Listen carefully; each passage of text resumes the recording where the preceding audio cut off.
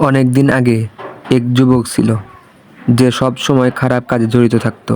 সে মিথ্যা বলতো, অন্যায় করত, গুনাহ থেকে কখনো বিরত থাকতো না। গ্রামের সবাই তাকে ঘৃণা করত। একদিন হঠাৎ সে অসুস্থ হয়ে পড়ল। মৃত্যুর শয্যায় সে শুয়ে কাঁদতে কাঁদতে বলল, হায়, আমি দুনিয়ায় শুধু খারাপ কাজই করলাম। আমি কি নিয়ে আল্লাহর সামনে দাঁড়াবো? তার চোখ থেকে টপ টপ করে অশ্রু ঝরছিল। সে কাঁদতে কাঁদতে আল্লাহর কাছে বলল, হে আল্লাহ, আমি অনেক অন্যায় করেছি, কিন্তু এখন যদি আপনি আমাকে ক্ষমা না করেন তবে আমার আর কোনো আশ্রয় নেই, আমাকে ক্ষমা করুন। অতঃপর তার মৃত্যুর মুহূর্তে মুখে হাসি ফুটে উঠল। সবাই দেখে আশ্চর্য হয়ে গেল। গ্রামের আলেমেরা বললেন, এটা হলো সত্যিকারের তওবার নিদর্শন। আল্লাহ তার দোয়া কবুল করেছেন। তার কাহিনী শুনে গ্রামের অনেক তরুণ কেঁদে ফেলল।